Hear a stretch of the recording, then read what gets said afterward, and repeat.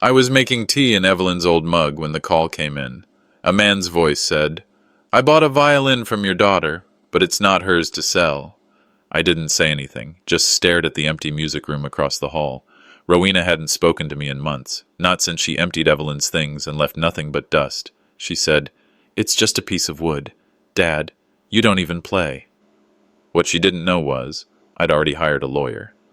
And Evelyn? She'd left a message of her own, one no one was supposed to find. Tomorrow. In court. That violin might play louder than any argument. I'm glad you're here. Follow my story until the end, and comment the city you're watching from so I can see how far Evelyn's music still travels. The music room had stayed shut for 5 years. I'd walked past it more times than I could count, each time pretending I didn't feel that dull pull in my chest. Early spring sunlight filtered through the hallway window as I turned the brass doorknob, almost hoping it would still be locked, still off limits, as if Evelyn's spirit lingered behind it, unready to be disturbed. But the door opened with a soft groan. Inside, nothing had changed. The floral curtains Evelyn had sewn herself were slightly faded now, and dust shimmered in the light that cut across the upright piano.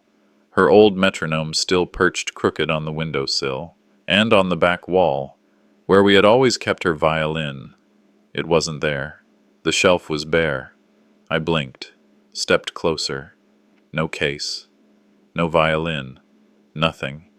My hand hovered above the polished wood like it might reappear if I believed hard enough. The room had been locked since Evelyn passed. I hadn't touched that key in years, and I always kept it in the small dish by my nightstand. A slow throb began in my temples. Could I have moved it? Maybe during the holidays? Maybe. No. I wouldn't have, and that left a more unsettling possibility. I sat down in the den, phone in hand, thumb hesitating above Rowena's name. It had been a month since we last spoke, and even then, it was more obligatory than heartfelt. I called. No answer. Waited. Then texted. "Rowena, did you move the violin? Call me." Still nothing. I tried again. Voicemail. I left a message. "It's Dad. I need to ask you something about your mom's violin. Please call me when you can." The silence after I hung up was heavier than usual. My mind flashed to something she'd said the last time she visited. She'd been standing in that very room, eyes sweeping the furniture, and muttered under her breath, "You really ought to get rid of some of this old clutter, Dad." I'd let it slide then. Maybe I shouldn't have. The next day, Ivy Murnane knocked on the back door with a casserole dish and her usual bright smile. She came over every now and then, one of the few remaining neighbors who still remembered Evelyn's Sunday recitals. "I made too much chicken tetrazzini again," she said with a sheepish grin. We chatted a bit in the kitchen before she casually mentioned, "I saw your son-in-law last week. What's his name again? Milo?" "Millen," I corrected, my voice careful. "Right, Millen. He was loading something into their car. Looked like a violin case. Actually, I only noticed because it reminded me of Evelyn." I nodded slowly, trying to keep my expression even. "Oh, that's interesting?" Ivy studied me for a second, then looked away. "Well, I'm sure it's nothing. Just thought I'd mention it." "Thanks for the casserole," I said, walking her to the door. "I'll return the dish tomorrow." She paused, halfway out. "You okay, Malden?" "I'm fine," I lied. When the door shut behind her, I stood for a moment, listening to the ticking of the hallway clock.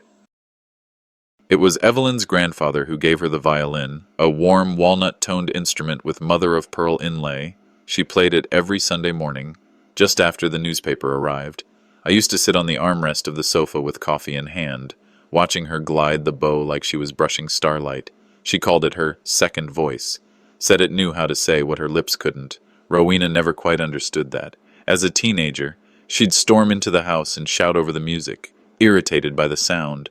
More than once she accused her mother of loving the violin more than her. I used to laugh it off, tell myself she'd grow out of it. But now, sitting alone in that same quiet house, I wasn't so sure I'd been right to ignore the bitterness in her tone. The phone rang as I was pouring coffee the next morning. The caller ID read Boston, M.A. I answered with a cautious hello. Mr. Rourke? The voice was gentle, unfamiliar. My name's Caleb Moreau. I'm a violinist, and I think I may have come into possession of something that belongs to you. I sat down slowly. Go on. I bought a vintage violin from a seller recently. Inside the case, I found a faded label with your name on it and an engraving on the tailpiece. To Evelyn, play with your soul. A cold weight dropped into my stomach.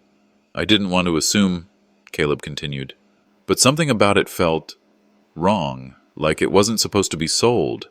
I found your number through public records. I hope you don't mind the call. Not at all, I said quietly. Did you mean to sell it, sir? Caleb asked, voice tinged with concern. It feels like it wasn't supposed to leave your home. My eyes drifted to the empty shelf again. That narrow space where Evelyn's violin used to rest felt cavernous now. A quiet chill pressed against my spine. No, I said. It was never supposed to be sold. Would you like me to send you pictures? Caleb offered. Of the violin? The engraving? Everything? Yes, I said. Please, send everything. But even as we ended the call, I already knew. Someone I loved had crossed a line, and this time, I couldn't let it go. The photos came in slow, one after the other, as if Caleb Moreau sensed I needed time between each blow. I sat at the edge of the dining table, phone in hand, coffee gone cold beside me. First, the violin's scroll, carved in that delicate curl Evelyn used to trace with her fingers like a prayer. Then the engraving, to Evelyn, play with your soul. That alone would have stopped my heart if it hadn't already clenched at the sight of the old case lining, blue velvet, faded at the corners, and the crack, the one she patched with floral washi tape, because she hated throwing things away. There was no mistake. It was her violin. It had lived here, in this house, with us, until it didn't. Caleb added a short message. I'll respect your decision either way. Mr. Rourke, just let me know if you'd like to discuss returning it. I couldn't even type a reply. My thumbs hovered above the screen. What do you say to a stranger holding a piece of your heart? The last time Evelyn played that violin was a chilly October afternoon.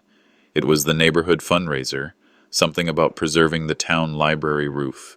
She was pale, her breath shallow, but when she walked up to the little stage on Cedar Glen's green, her back straightened, and the sun seemed to follow her. She played Bach, not flashy, just honest, the kind of playing that made your chest tighten and your eyes sting. People applauded with real warmth. Even the mayor wiped a tear. I looked over at Rowena, arms folded, eyes on her phone. She clapped at the end, but I remember wondering if she'd even heard the music. That was the last time we were all together. The last time Evelyn's voice filled the air.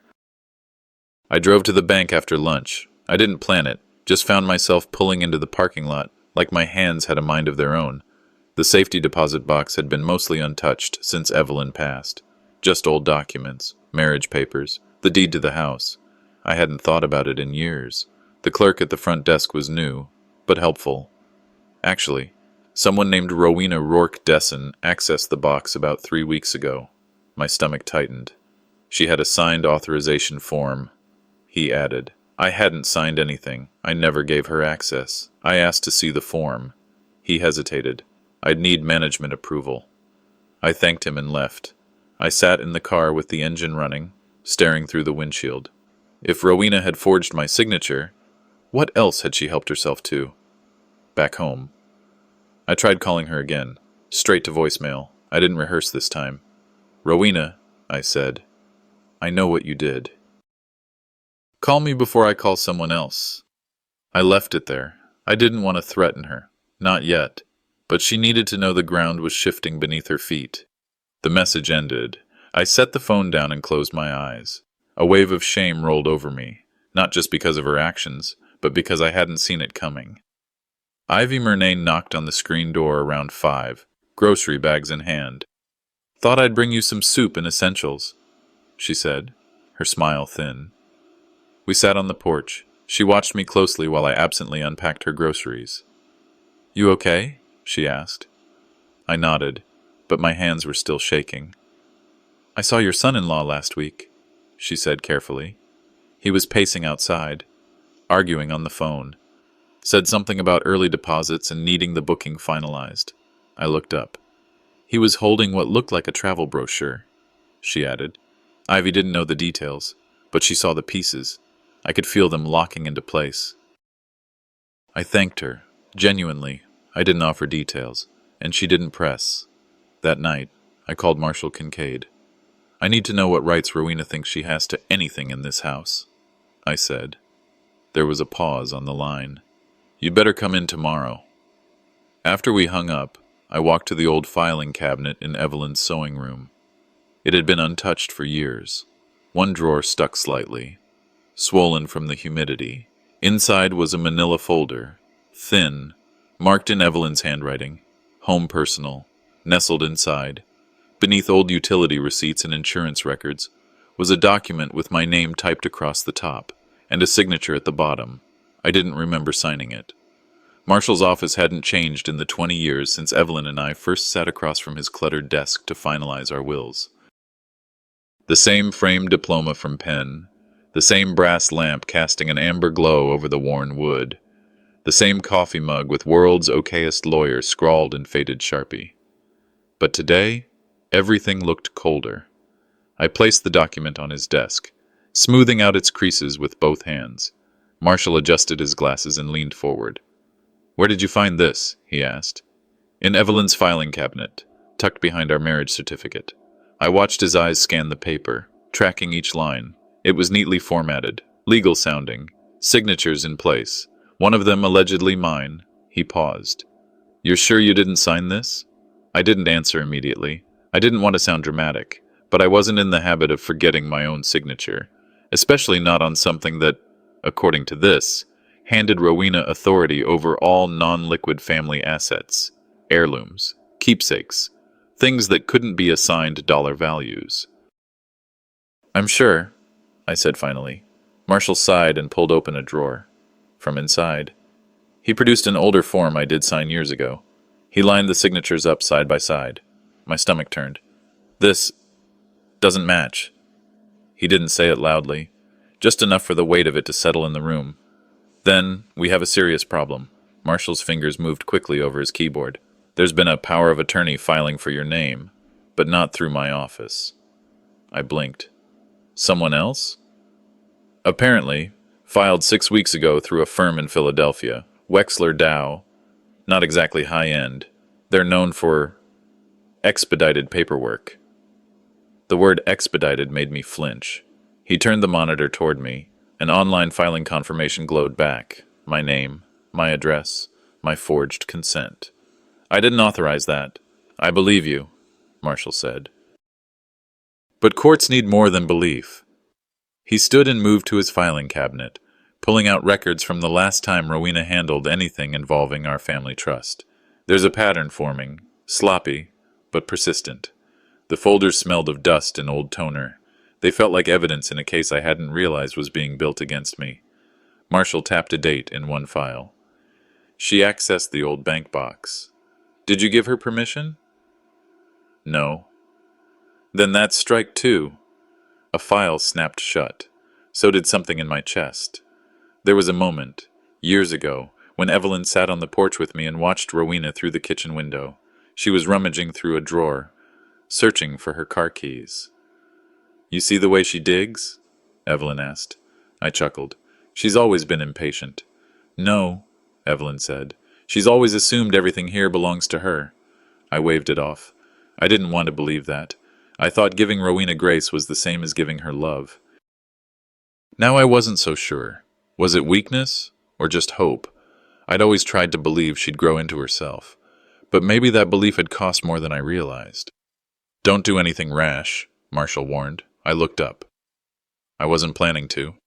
He gave me a flat stare. "Yes, you were. But listen, we need to gather more. We'll subpoena bank logs if we have to. Phone records. See which lawyer pushed the paperwork." He paused. "And we might want to get a handwriting analyst." I raised a brow. "You think it'll come to that?" I think it already has. He handed the document back to me. Keep this safe, and don't confront her. Not yet. You tip her off. She'll start covering tracks. The idea that my daughter had tracks to cover made me nauseous. My phone buzzed the moment I stepped outside. I glanced down and saw the name I hadn't expected. Noreen. Grandpa? I could tell she was whispering. Hey, sweetheart, is everything okay? I found something in Mom's drawer. It's folded up behind an old planner. I kept walking, trying to keep my voice level. What kind of something? I don't know exactly. A paper. It looks legal, but it doesn't have your name on it. It has hers and someone else's. I don't think she meant for me to see it. My jaw tightened. Don't say anything to her. Can you bring it to me? I'm not sure when. Tomorrow, after school, we'll get ice cream, like we used to. She hesitated, then whispered, Okay. Her voice was unsteady. She was caught in something she didn't understand, but she trusted me. And that was something I hadn't felt from anyone in this family in years. That night, I sat with the forged document again. My eyes kept returning to the signature. It wasn't mine. The loops were wrong. The stroke order reversed. It mimicked my hand the way a child copies their parent's name on a birthday card. Evelyn had warned me. She'd seen it long before I had. I made a list. Bank accounts. Filing dates. Contacts. A breadcrumb trail I would follow. At the bottom of the list, I paused before writing the name. Caleb Moreau. He was the first voice that had offered truth without agenda, and I suspected he had more to give. My phone buzzed once more. Unknown number. I have something you'll want to see, but not over the phone. I stared at it until the screen went dark. Tomorrow. I'd meet this stranger, and I'd be ready. I arrived at Cafe Bramblevine 20 minutes early. I didn't like being late for things, never had. Maybe it was the administrator in me, or maybe just age, whatever the reason. It gave me time to scan the place. The cafe hadn't changed, same dusty chalkboard specials, same wrought iron chairs that creaked when you sat down. He was already there, sitting in the far booth, facing the window, was a man who could have passed for a musician or a philosophy professor. Dark coat, short-cropped hair, a quiet posture. In front of him sat a worn black leather case, long and narrow. Next to it, a paper bag that looked like it held a sandwich he hadn't touched. I watched him for a moment before walking over. Mr. Moreau? He looked up, then stood politely. Mr. Rourke, thank you for meeting me. We shook hands. His grip was firm, not overly confident, just grounded. I slid into the booth across from him, unsure what I was about to see, but every muscle in my body already tight. I won't keep you long, Caleb said. I just thought this shouldn't be handled over the phone. He turned the case around, opened the latches, and lifted the lid. There it was. The violin lay in velvet lining that had faded from deep green to olive gray. My wife had replaced that lining herself. She said it reminded her of moss after rain. The bridge had her initials etched tiny in the wood, barely visible. The scroll was still chipped where she'd dropped it once on a stone patio in Quebec. And the old crack across the body, sealed with the tape she swore was temporary, but never replaced. But what undid me was the small engraving, hidden inside the inner lip of the body. Let the silence remember her. I couldn't breathe for a second. Caleb waited quietly. This was hers, I said. No doubt about it. He nodded. I thought so. There's something about it. You can feel it wasn't just played, it was loved. I didn't respond. I couldn't. I reached out and gently touched the worn wood, half expecting it to be warm like her hands had been. Caleb placed a folded paper between us. This is the bill of sale, dated 3 weeks ago. It says the violin was authorized for sale by M. Rourke. It's initialed, not signed. I looked down. The initials were in my daughter's handwriting. 2 sharp letters, M.R., but not mine. It was clean, quick, careless. She wanted cash, he added. No receipt, no talk of sentiment, just done. I looked up at him.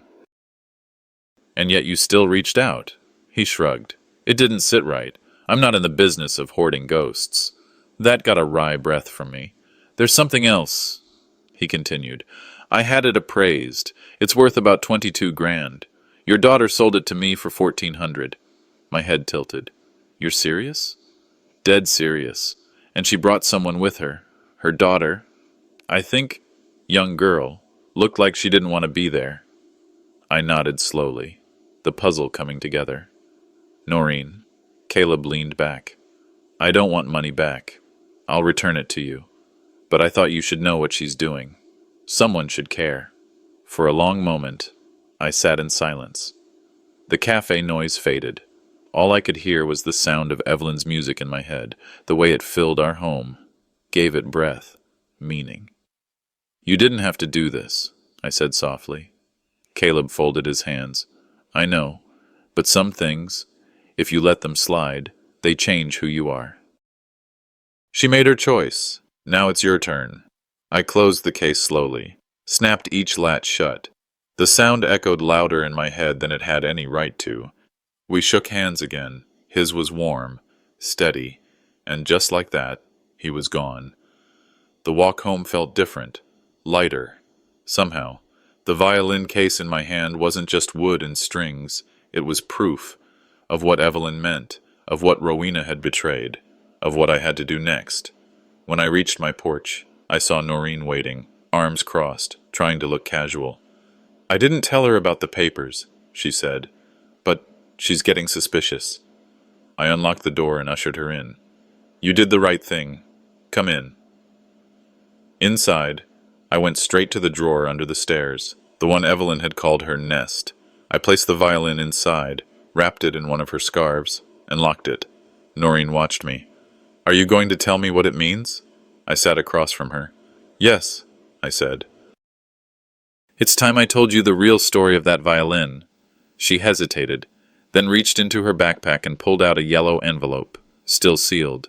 She placed it in my hands. My daughter's handwriting scrawled across the front. If he ever asks questions, burn this. I didn't blink. I just stared at it. Whatever Rowena had written inside, she never meant for me to read. But now, I had no intention of doing anything else. The house was quiet again. Too quiet. After everything at the cafe, the violin, the confession in Caleb's eyes, the scent that clung to that case, I had come home expecting peace. Maybe a little time to gather myself. But there Noreen stood, backpack slung over one shoulder, eyes serious in a way a child her age shouldn't have to wear. I didn't open it, she said, pulling a sealed envelope from the front pocket. It was creased at the edges, worn from being folded and hidden too long. I recognized Rowena's handwriting the moment I saw the words. If he ever asks questions, burn this. I sat down without a word. The envelope rested in my palm like a live thing. I stared at it for a long moment, long enough for Noreen to shift uncomfortably. Give it to me, I finally said, voice barely above a whisper. She handed it over without hesitation. The letter was short, handwritten, and uncharacteristically sloppy for Rowena. Dad, if you're reading this, then I guess I didn't do a good job hiding it. I only did what I did because someone told me the violin was worth a lot more than we ever thought. I didn't know at first, but once I found those old papers in Mom's boxes, I thought I could make it work without bothering you. But he pushed me, said you had no right to it after what happened. He said Mom would have wanted it gone. I panicked. I'm sorry. But I'm not the only one you should be looking at. I read it twice. Then a third time. Slower. My pulse thudded in my ears. Someone else. Someone who hated me enough to use my daughter as a pawn.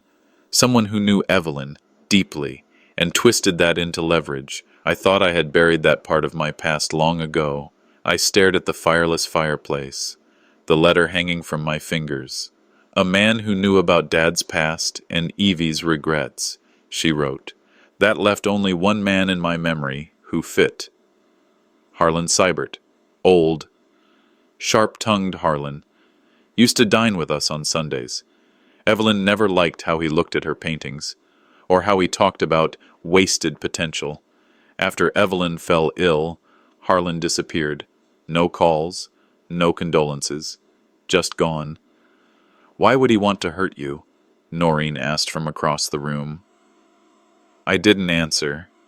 Not because I didn't know, but because I did.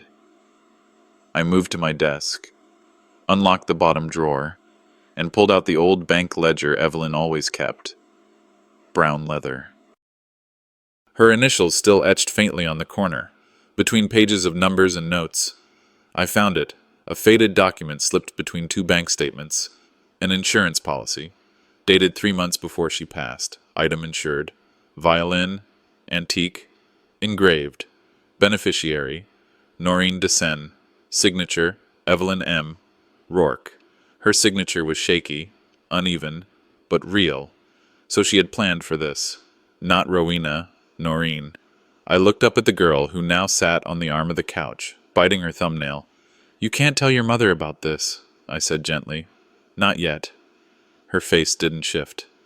I wasn't going to.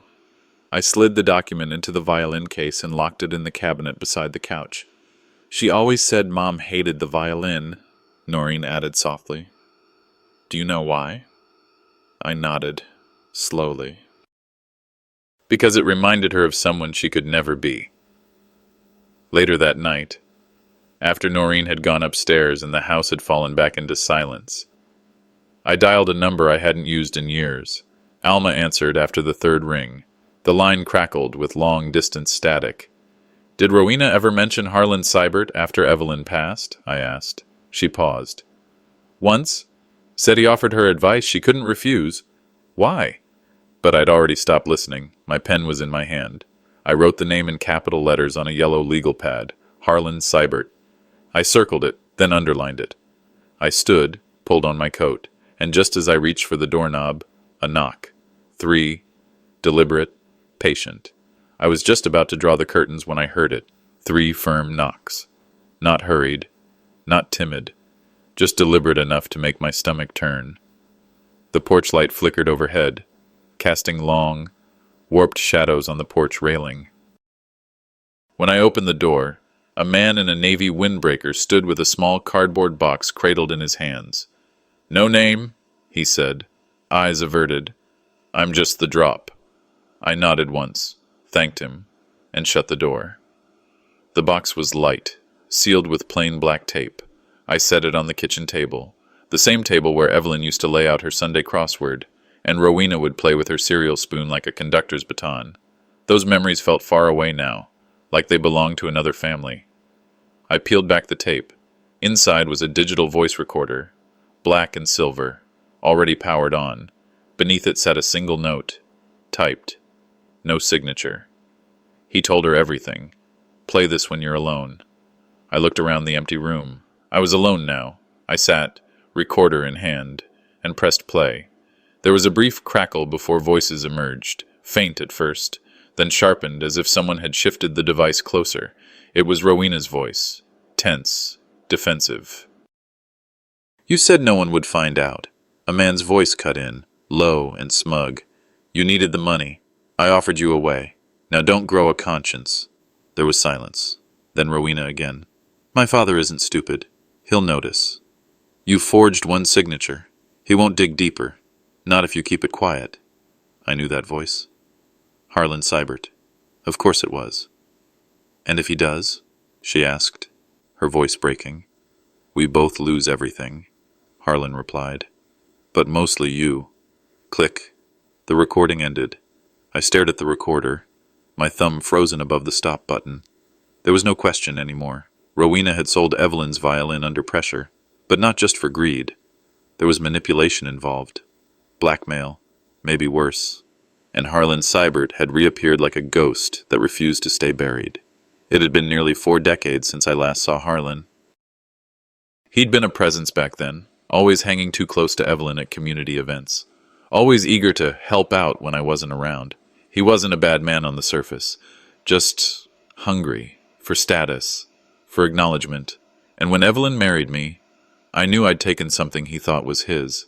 He'd vanished after our wedding, but now it was clear he hadn't let go, and somehow He'd sunk his claws into Rowena, playing on her old wounds, her resentments. The idea that Evelyn's violin had become part of his twisted revenge made my skin crawl. The next morning, I found myself again in Marshal Kincaid's office. His tie was half loosened, coffee steaming beside a thick folder. "You brought more?" he asked. I handed him the voice recorder and the envelope Noreen had given me. His expression stiffened as he read, listened, and paused. "Well, damn," he muttered. "This isn't just a family spat anymore. If this is what it sounds like, we're staring down potential criminal coercion, fraud, at minimum." I nodded, the pit in my stomach hardening. "What does that mean for Rowena?" Marshall leaned back. "It means if we go public, she could be implicated. But so could he. Harlan's no rookie. He'll have covered tracks. Still, this might be enough to trigger an investigation." I breathed in, slowly. I don't want revenge. I want it to stop. And I want Noreen clear of this. Marshall studied me for a long moment. "Then we do this smart, quietly, and completely." When I got home, Noreen was curled on the porch swing, headphones around her neck. She looked up with worry in her eyes. "Did you listen to it?" she asked. I nodded. "Part of it. I want you to hear some." I played the last section. She listened, motionless. She started, then stopped. "I think I made it worse. Grandpa, finding the envelope, keeping it, all of this." "I should have—" I sat beside her. "Don't. This was never yours to carry." She stared at the floorboards. "Why did Mom let him talk her into it?" "Because he told her a version of the truth that worked for his ends, and she was desperate enough to believe it." "Do we go to the police?" I hesitated. "Not yet. We trace it. The money, the documents, the connections." She nodded, lips pressed tight, stronger than I'd given her credit for. That night, I flipped through my notebook again. Names, dates, numbers. But one thing stood out. Caleb Moreau. He had seen them both. He had watched the deal happen, had the receipt, the violin, and more. I dialed his number. "Caleb?" A pause, then his voice. "I was wondering when you'd call. I need to meet, talk, this time with everything I've learned." He hesitated, then, "Tomorrow, Cafe Vine Willow. Come alone and bring that recorder." Click. He hung up. I stared at the phone a moment, then shut my notebook and whispered, "So the violin wasn't the end, it was the beginning." The next morning, rain clouds huddled low over Cedar Glen as I pulled on my coat. The digital recorder felt like a brick in my pocket. I walked down the path as the first drops began to fall, the violin's absence still echoing louder than any sound. The morning fog hung low over the streets of Cedar Glen, muting the world in a gray hush. I parked my car a block from the cafe, not out of paranoia, but something close. My coat collar was pulled up, my pace deliberate. I wasn't walking into a trap, but I wasn't strolling into trust either. Cafe Halberd sat where the town ended and the road to nowhere began. The windows glowed faintly through the mist. Inside, I spotted Caleb Moreau by the far booth, his posture still, a violin case resting beside him like a sleeping animal. He looked up as I entered and gave a short nod. No wave, no smile. Just a gesture that said, "We're not here for pleasantries." I slid into the seat opposite him. Neither of us spoke right away. A waitress passed with clinking mugs. Outside. A crow screeched and flew off a wire. Caleb reached into his coat and laid a slim envelope between us. "Everything starts with this," he said. I opened the envelope slowly. Inside were 2 bills of sale, one clearly fake. The serial number didn't match the real violin. The signature said M. Rourke, but the handwriting screamed forgery. "She tried to pass that off to me 2 months ago," Caleb said. "The wood was cheap. The bow was mismatched. It wasn't even aged properly." I studied the dates. "So she tried to unload a fake first?" She panicked when I asked for provenance, left before I finished my coffee. And then, a week later, I got a call from a blocked number, male voice, said he'd deliver the real violin, for cash, and only if I agreed to destroy it. That caught my breath. Destroy it? His words, "It's a cursed heirloom. It deserves to be dust." The hairs on the back of my neck rose. And you said no? I said nothing. I waited, and then I did some digging. That's how I found your name. I looked at him hard. Why come to me? Caleb shrugged. Because if someone wanted it gone that badly, I figured it wasn't theirs to begin with. He reached down and opened the case slowly.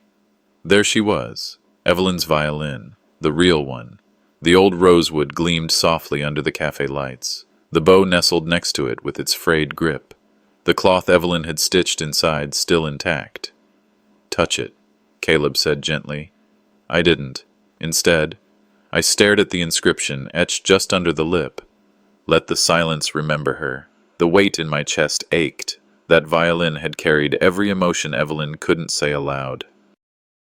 It had played in fundraisers, on snowy Christmas nights, during her final week in hospice when she insisted on filling the house with Bach. You didn't buy it? I asked, my throat dry. No, I took it, from someone who didn't deserve to own it. I looked at him again, more carefully this time. His eyes weren't smug, just tired. I don't want money, Caleb said, but I want it to go to someone who sees its worth. That's not Rowena. It's Noreen, I said quietly. She'll keep it safe. Caleb nodded. Good. He closed the case and slid it toward me. Then, his voice dropped. They'll come for you when they find out I gave it back. Let them, I said. This time I'm not stepping aside. The walk home felt longer than usual. The case under my arm drawing curious glances. Ivy Murnane was standing on her porch, watering the withered plants that hadn't made it through the frost. She looked up, eyes flicking from my face to the case. She didn't wave. But she didn't need to. Inside, the house smelled faintly of the pinewood oil Evelyn used to clean the floors. Noreen sat curled on the couch in pajamas, clutching a book but not really reading. I set the case on the table. She looked at it, then at me. It's yours now, I said. Her eyes filled, somewhere between awe and fear. I don't even know how to play. You don't have to, I said. Just protect it. That's enough. She opened the latches, stared at the violin. Her fingers trembled. What if she didn't want me to have it? She whispered. She did, I said. She just didn't get the chance to say so. That night, I couldn't sleep. I stayed in the front room, the case beside me, recorder in my coat pocket. Around midnight, I went to lock the front door and noticed a slip of paper shoved under it, typed. You've made a mistake. We'll fix it soon. No signature, no return address. I folded it once and tucked it in my pocket. Didn't wake Noreen. Didn't call Marshall. I just sat back down, set the violin on the table where I could see it, and waited. The music hadn't ended. I was wrong. The black SUV was still there when I stepped out to walk Noreen to the bus stop. Same spot. Same silence. Same unblinking windows. I kept my tone light as she adjusted her backpack, but my eyes never left the windshield. No movement inside, just that dark, glossy reflection of my porch across the street. You got your lunch? I asked. She nodded. Grandpa, that car's been here since yesterday. I noticed, I said evenly. Don't worry about it. Her brows furrowed, but she didn't argue, just gave a quick hug and trotted off down the sidewalk. I waited until she turned the corner. The SUV didn't move. I went back inside. 10 minutes later, a sharp knock came at the door. I opened it to a woman dressed like she was late for court. Sleek black blazer, burgundy heels, the kind of smile that doesn't reach the eyes. Mr. Rourke? She asked crisply. I'm Trena Volka. I represent the Brogan Group. May I come in? Brogan. The name clung to the air like rot. I stepped aside. We sat in the living room. She declined coffee, but pulled a manila envelope from her leather bag and placed it neatly on my coffee table. Her voice was soft, clipped. My client wants to resolve this matter amicably, quietly. It's in everyone's best interest. I didn't touch the envelope. She continued. Inside is a check for $180,000. In exchange, we ask that you relinquish all claims to any items previously under the Evelyn Rourke estate, particularly a certain instrument. You mean the violin? She gave the faintest nod. And if I don't? I asked. She leaned back. There may be questions raised about your well-being, perhaps concern over your mental acuity, given your age. That could create complications, especially with a minor in your care. I stared at her, feeling the shift in temperature. You're threatening me? She smiled again. We're simply offering clarity and discretion. I opened the envelope. Check. Document. Legal jargon dressed as mercy. My name at the top. No signature line for me, just a quiet surrender. I held it a beat longer, then handed it back. You picked the wrong old man, Ms. Volk. Her eyes narrowed, just a touch. She gathered the papers and stood.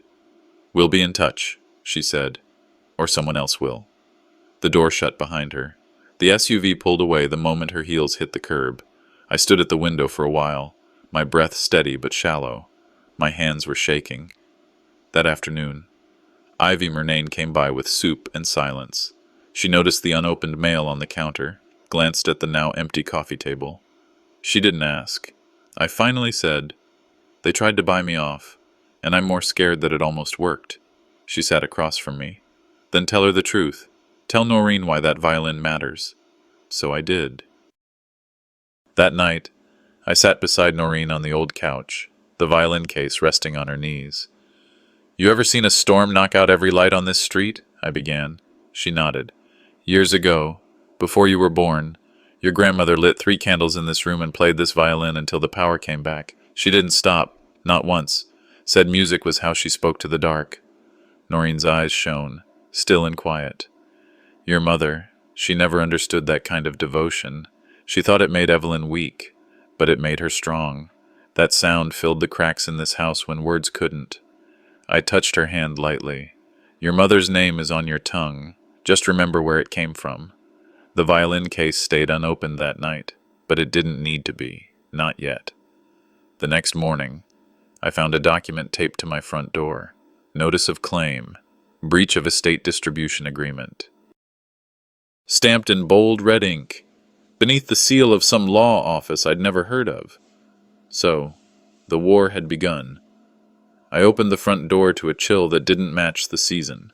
The morning sun was pale, muted by clouds, but it wasn't the weather that unsettled me.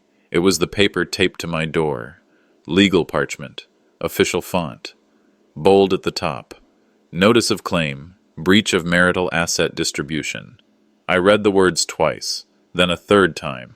According to this document, I was accused of unlawfully withholding assets from Evelyn's estate, specifically the violin collection. Rowena's attorneys had filed for an injunction, requesting all assets to be frozen until equitable distribution could be assessed. For a moment, I simply stood there, paper trembling in my hand. This wasn't just about a violin anymore. This was war, and Noreen was still upstairs brushing her teeth for school. I waited until she left before calling Marshall. He answered on the second ring. Malden? They're trying to freeze everything, I said. I've got the notice in my hand. Expected, he replied. Their angle is that the instruments were marital property. Do you have anything Evelyn might have kept? Something private, outside the joint estate? I thought for a beat. Then, an image flickered in my memory. Evelyn's old wooden recipe box, the one she refused to let anyone reorganize. She used it less for recipes and more as a quiet vault of her own. Marshall caught my pause. That box still in the house? Top shelf, linen closet. Check the lining. Evelyn was cleverer than most lawyers I know. It took me nearly 20 minutes to reach the box. Dusty, forgotten, tucked behind yellowing sheets. I turned it over in my hands until I felt something unusual near the bottom edge. Peeling back the felt lining, I found it. A thin envelope, brittle with time, sealed in lavender wax. Inside was a document, dated 3 months before Evelyn's death. It was a codicil, a private addendum to her will, properly notarized, properly witnessed, and on the last line, In Evelyn's clear cursive, I bequeath all instruments, violin and bow collections inclusive, to my husband, Malden Rourke, to hold in his personal capacity. These are not to be included in any general estate disbursement. Beneath that, a note in her hand. For your ears only, my love, let the music stay with you. I didn't realize I'd started crying until a tear blurred her signature. I drove to Alma's house in silence. She greeted me with a look of worry that turned to solemn recognition the moment I placed the codicil in her hands. We sat on her porch while the wind shifted dry leaves around our feet. She knew, Alma said softly, eyes still on Evelyn's handwriting. She knew Rowena would come after everything. She left this behind for me, I said, because she didn't trust her. Alma nodded. Rowena always believed everything belonged to her. Not even when Evelyn was alive. I didn't argue. Some truths just hang in the air between siblings. Back home, I stood in the hallway where Evelyn used to keep her favorite violin. The case was there, closed, heavy with memory. I knelt beside it and opened the lid, empty now, but I saw her hands lifting the bow, felt her presence warming the room with something older than music. Her voice echoed, not from the past, but from somewhere deeper. Protect what matters. Malden. I remembered the day Evelyn refused to let Rowena play the Stradivarius. Rowena was 17. Furious. Evelyn stood firm. You're not ready to carry its weight. She never was. That night, I wrote a letter, carefully, word by word. It was for Noreen. I didn't want her to hear the truth from the cold mouths of attorneys or in the tense hush of a courtroom. I told her about Evelyn. About the candlelit nights when the power went out, and the only thing that hummed through our house was the violin and the breath that carried it. I told her about legacy, not the kind written in legal clauses, but in stories, in sound, in the weight of who we are. I folded the letter, slipped it into a plastic sleeve, and placed it deep in her school binder, behind a photo of us three from a Christmas long ago. On the outside, I wrote one line. Whatever happens next, know your name carries music, not silence. The knock came just before midnight. I opened the door to find Marshall there, holding a thin manila envelope and a tired expression. They're not waiting anymore, he said. We've been subpoenaed. I took the envelope from his hand, heart already racing. He hesitated, then added, and they're bringing someone unexpected. The sky hung low and gray as we approached the courthouse steps, the kind of morning that felt like a warning. Marshall Kincaid walked just beside me, briefcase in one hand, the codicil folded neatly inside. I'd dressed as best I could, dark slacks, a clean jacket. The tie, Evelyn once said, made me look respectable but not pompous. My shoes didn't shine, but they were steady. Rowena was already there. I saw her through the glass double doors, standing beside her attorney, an angular man with sharp cuffs and sharper cheekbones. But it was the older woman next to them who made Marshall slow his stride. That's Victoria Penn, he whispered. Probate hammer. She doesn't lose. Inside, everything felt colder than it should have. The benches were nearly empty, but every creak of wood felt like an echo of judgment. The judge arrived promptly, a woman with firm eyes and no tolerance for stories.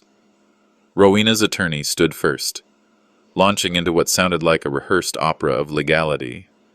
Your Honor, the violin in question was part of Evelyn Rourke's communal assets.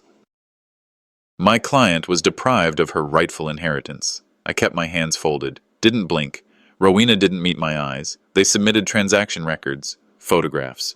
Rowena smiling with the violin in the listing. They claimed Caleb Moreau was unavailable due to illness. Convenient. When Marshall rose, his voice was steady, not loud, but somehow filled the room. We have a notarized codicil, signed by the deceased. It clearly bequeaths the violin collection exclusively to Mr. Rourke, outside of the marital estate. The judge narrowed her eyes. Why wasn't this produced before today? I cleared my throat. Because I only found it last week, tucked behind a false lining in Evelyn's old recipe box. Rowena scoffed, loud enough to be theatrical. Her lawyer stood to request a recess to verify the document's authenticity, and then the door creaked. It swung open slowly, and every head in the courtroom turned. Noreen stood there, small, defiant, holding something wrapped in a velvet pouch. I'd like to say something, she said. The judge frowned. This isn't regular procedure, but go ahead. Noreen stepped forward, careful, steady. This belonged to my grandma Evelyn. I found it in the attic. It's a video, on a mini camcorder. Marshall took it gently, eyeing me as he connected it to the AV monitor. It buzzed to life with a faint click, like a ghost sighing. The screen flickered. Evelyn's face appeared. She was older, her hair thinner, but her voice was clear as ever. If you're watching this, Evelyn said. Something went wrong. She sat at her desk, the music room lamp casting shadows across the shelves of sheet music. I never wanted my violin collection to be split or sold. It wasn't part of any estate. I gave it to Malden before I got sick. He knows what music means to me. What it meant to us. She paused, her eyes brimming, but never breaking. This isn't about money. It's memory. And memory doesn't go on a ledger. The video ended. Silence followed. A silence louder than any outburst. Rowena's mouth parted, but no sound came. Victoria Penn leaned into her briefcase, whispering furiously. The judge straightened. We'll recess. If this recording is authentic, it will carry significant legal weight. Outside, we stood on the courthouse steps again. I placed my hand on Noreen's shoulder. How did you know where to find it? I asked. She didn't hesitate. She told me, in a dream. She said, Look where the candles once flickered. Marshall looked at me with something like awe. Your wife just gave testimony from beyond the grave. Not bad timing. And then we saw it. A black car pulled up to the curb, tires hissing against the wet pavement. The back door opened. Caleb Moreau stepped out, violin case in one hand, and in the other, a sealed envelope. He walked straight toward me. She told me to give this to you in person. The courtroom was hushed as Judge Hill re-entered, his robe flaring slightly with each step. Noreen sat beside me, her hands still curled tightly around the small camcorder. Across the aisle, Rowena was whispering furiously to her attorney, and he didn't look half as confident as he had that morning. The judge called the room to order. I glanced behind us, barely noticed Ivy sitting in the back row, quiet as ever. Her hands folded in her lap like she was waiting at a church service, not a probate hearing. Rowena believed the storm had passed. She had her fancy lawyer, her inheritance claim, and years of resentment ready to go. But Evelyn's voice had just cracked a hole in all of that, and I suspected the dam hadn't finished breaking. Marshall stood, adjusted his tie, and pressed play on the camcorder.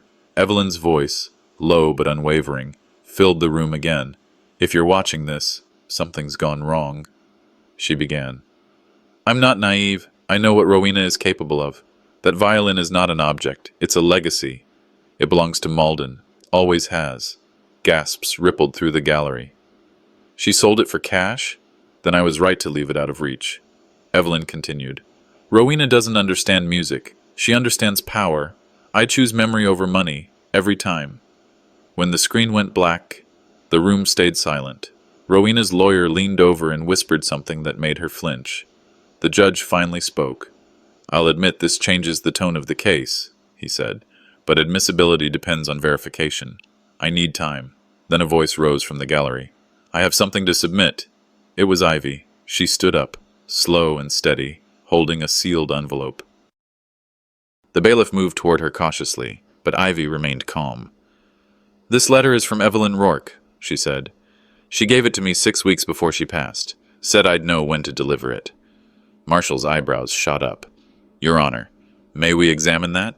The judge nodded. The envelope was passed forward. Evelyn's looping cursive, unmistakable, was scrawled across the front. To be opened only if they try to take the music away. Marshall cracked the seal with shaking fingers. His lips moved silently as he read the letter. Then he looked up at the judge. It's notarized, signed, dated. Evelyn formally designates Malden Rourke as the sole custodian of her violin collection. She explicitly excludes Rowena by name. The judge raised a brow. Are you certain of the signature? We'll verify it, Marshall said. But there's no doubt in my mind. Rowena sprang to her feet. That woman's lying. My mother never... She wouldn't... Judge Hill's gavel thundered down. Sit down, Mrs. Rourke-Desson, or I'll hold you in contempt. Ivy didn't flinch at the outburst. She simply returned to her seat, her eyes soft but firm. I remembered Evelyn's final days, how Ivy had brought over soup without asking, how she sat in quiet companionship while my wife's hands trembled and her voice faded. I hadn't realized Ivy was more than just a neighbor. She was a vault. Rowena collapsed into her chair, her carefully built case now trembling under the weight of Evelyn's words. I could feel it. Every gaze in that courtroom was turning, not in pity, in recognition. Judge Hill cleared his throat. Due to the significant new evidence presented today, I'm adjourning the session. Closing arguments will be heard tomorrow morning. This court is adjourned. Bang of the gavel. And just like that, the tide turned. Outside, the air was crisp and raw. Marshall walked beside me without speaking. Noreen tucked her arm into mine. Ivy stepped out behind us and paused. Thank you, I said, turning to her. She smiled faintly. I promised her I would. That night, I sat alone in the kitchen, nursing a cup of tea gone cold. I hadn't turned on a light. The quiet felt earned. I checked the answering machine before heading to bed, not expecting much. Beep. Mr. Rourke, there's more to Evelyn's plan. You'll want to come see me tomorrow. The voice was low, but distinct. Familiar. I rewound and played it again. It couldn't be, but it was. My thumb hovered over the button, out the window. The night pressed in, still and watchful. I sat back, phone still in hand, and stared at the glowing red light. The courthouse felt colder that morning. Like it, too, knew something final was about to be said. Marshall straightened his tie beside me, his folder thin but confident. Across the aisle, Rowena sat rigid, flanked by her attorney and that same unsmiling Victoria Penn. Her hands fidgeted, tapping out a rhythm that wasn't music, it was nerves. The judge entered with a slow, deliberate pace. The room hushed. Marshall stood. No theatrics, no fire, just clarity. Your Honor, this case has never been about money. It's about memory, who's entrusted with it, and who betrayed it. He lifted Evelyn's private codicil and Ivy's letter. This was her voice. These were her choices. Rowena's lawyer stumbled through her rebuttal, tone defensive and tight. She tried to question Evelyn's state of mind, Ivy's credibility, even Noreen's emotional involvement. It all rang hollow now. Noreen sat beside me, legs swinging gently, notebook open in her lap. She wasn't scribbling legal notes. She was sketching Evelyn's violin. I didn't say a word. I just watched her hand move in soft, confident strokes. The judge cleared his throat. After reviewing the codicil, the video evidence, and Miss Murnani's affidavit, I find that the violin in question and all related items were intended to remain the sole property of Mr. Malden Rourke. Miss Crowley's claim is denied. Rowena leapt up. This is a setup. The judge's gavel hit once, then again. Ms. Crowley, you are in contempt. Sit down or leave this courtroom. 2 bailiffs gently escorted her out, her attorney trailing behind, face flushed with defeat. I didn't smile, I just breathed. Outside, the sun broke through clouds that hadn't lifted for days. It hit my face like Evelyn's music used to. Sudden, warming, without needing explanation. Noreen threw her arms around me. Grandpa, she whispered, you didn't just win, you honored her. I looked down and saw that same quiet steel in her eyes that I'd once seen in Evelyn's. Ivy stood a few steps away, not interfering, not inserting herself, just there. I nodded, and she returned it, her own quiet coda. Alma sat in her car, engine off, eyes misted behind the windshield. She didn't wave. She didn't need to. That evening, I sat across from Marshall at my kitchen table. The case was over, But he wasn't here for celebration. Just one final document. I slid the envelope toward him. "You're sure about this?" he asked, frowning as he read it. "This is the violin's title transfer? To a non-profit?" "To the Evelyn Quaid Musical Trust for Youth," I said. "Underserved kids, free lessons, an instrument fund, scholarships, and one less piece of Evelyn anyone can fight over." "You're giving it away?" he asked, stunned. I poured us both a half glass of bourbon. "Her music was never for sale," I said. "Not then, not now." He nodded, signing where I asked.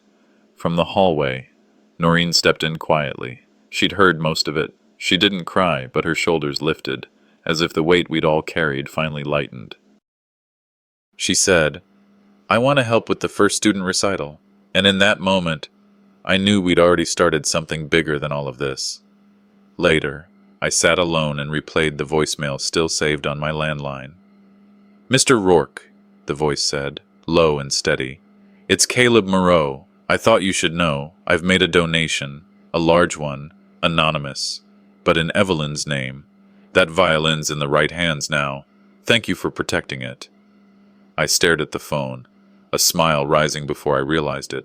Even the buyer, the man who started this domino, had chosen redemption. A week later, I stood in front of Evelyn's headstone. The cemetery was quiet, summer grass swaying around my ankles. I bent down and placed a folded recital program beside the flowers. On the cover was a photo of the first scholarship recipient, an 11-year-old named Cruz, grinning, violin in hand. "You were right," I said to the stone. "She was worth fighting for." Then I sat on the bench beside her and closed my eyes. Her voice echoed in memory. "Let the music carry more than melody. Let it carry meaning." That evening, the local community center held its first Evelyn Quaid recital. The crowd was modest, folding chairs and lemonade in plastic cups, but the air was electric. When Noreen stepped onto the stage, she didn't carry Evelyn's violin. She held her own, smaller, lighter, earned. She tucked it under her chin, nodded once, and began to play. The notes weren't perfect, but they were hers, and in every quiet measure, I heard Evelyn smiling.